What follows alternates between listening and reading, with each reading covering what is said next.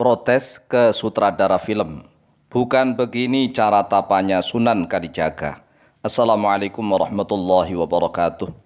Bismillah walhamdulillah wassalatu wassalamu ala rasulillah Sayyidina wa maulana Muhammadin ibn Abdillah wa ala alihi wa sahbihi wa mawalah wa la hawla wa la quwwata illa billah amma ba'd. Saudaraku kaum muslimin wal muslimat rahimakumullah. Wabil khusus saudara-saudara kami, para pecinta dan subscriber channel YouTube Al-Mu'alim Center dimanapun berada. Yang tidak lupa dan tidak bosan-bosannya senantiasa kami doakan. Semoga Allah Azza wa Jalla memberikan kesehatan, sehat walafiat lahir dan batin.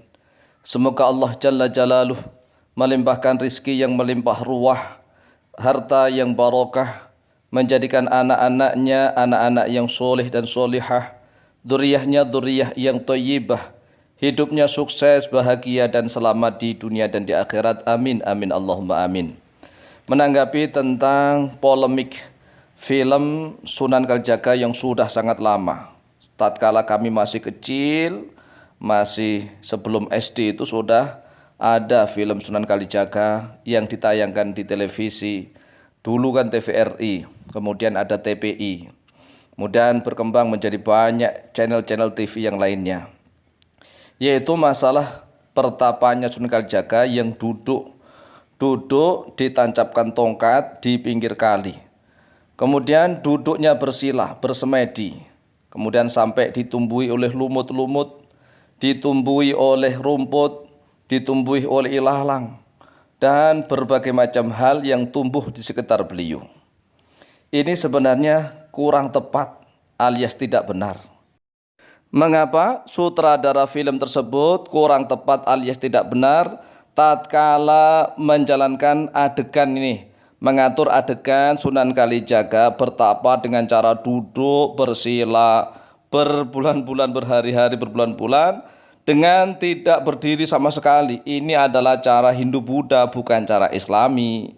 Mengapa? Karena ada beberapa alasan nih. Yang pertama, Sunan Kalijaga tuh memiliki nama asli sejak lahir, yaitu Raden Syahid. Syahid atau yang ada menyebutnya Raden Said. Syahid maupun Said ini dua-duanya berbahasa Arab. Mengapa namanya Sunan Kalijaga sudah berbahasa Arab? Karena kedua orang tuanya Sunan Kalijaga itu sudah Islam.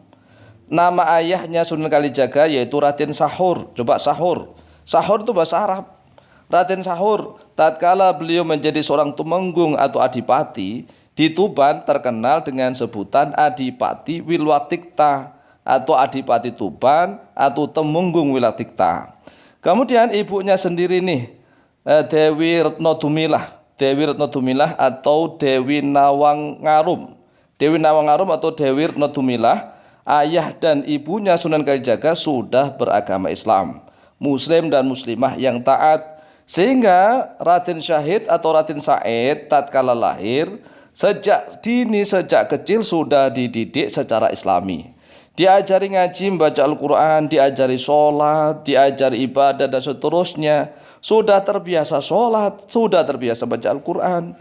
Hanya saja nih tatkala beliau tumbuh remaja, menginjak dewasa, melihat kesewenang-wenangan penguasa, melihat kezaliman dan ketidakadilan yang terjadi di masyarakat, maka Sunan Kalijaga atau Raden Syahid atau Raden Said melakukan perlawanan dengan caranya sendiri. Beliau melawan penguasa tapi dengan caranya sendiri, yaitu dengan merampok, mencuri para penguasa-penguasa yang zalim untuk dibagi-bagikan hartanya kepada fakir miskin. Maka terkenalnya Raden Syahid atau Raden Said itu sebagai Lokajaya, begal berandal Lokajaya. Kemudian sampailah dia bertemu dengan Sunan Bonang. Tatkala bertemu Sunan Bonang, Raden Syahid atau Raden Said kepencut kesengsem, tertarik dengan tongkatnya Sunan Bonang. Kemudian direbutlah tongkat itu. Terjadi dialog sampai berandal Lokajaya atau Raden Syahid atau Raden Said atau Sunan Kalijaga ini dipinta oleh Sunan Bonang untuk bertapa. Tetapi adegan pertapaannya itu tidak seperti yang digambarkan oleh si sutradara film. Jadi tetap bertapa menunggu tongkat itu artinya beliau tetap setia, taat kepada perintah sang guru, berada di sekitar sungai itu untuk menunggui apa yang telah disabdakan oleh gurunya.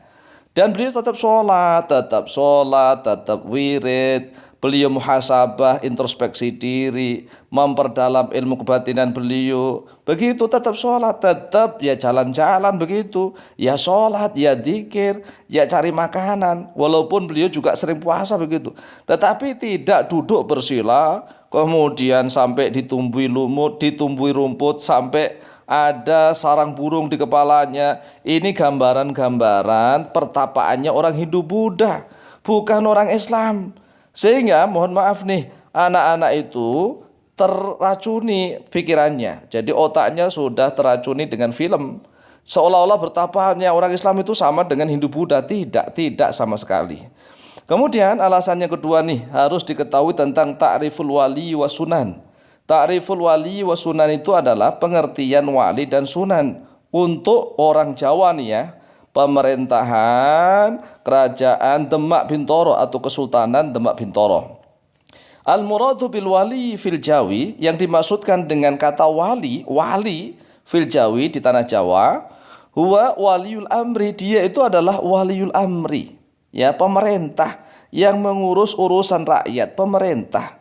Wa sahibul wilayati, pemilik wilayah, wali dan wilayah, begitu ya. Jadi para sunan-sunan itu, kan disebut wali nih, penguasa wilayah. Contoh nih, Sunan Giri, wilayah di Giri. Sunan Ampel punya wilayah di Ampel. Kemudian Sunan Bonang punya wilayah di Bonang. Sunan Kalijaga pun juga punya wilayah kali yang harus beliau jaga. Mengapa? Karena keraton atau masjid ya, keratonnya kerajaan Demak itu masjid. Masjid Demak Bintoro itu dikelilingi oleh sungai. Jadi kali dalam bahasa Jawanya, kali. Dikelilingi oleh sungai. Jadi Sunan Kalijaga adalah sebagai senopati perang, panglima perang untuk menjaga keamanan kota raja yang dikelilingi oleh sungai. Maka Raden Syahid atau Raden Said itu terkenal dengan Sunan Kalijaga, Sunan Kalijaga.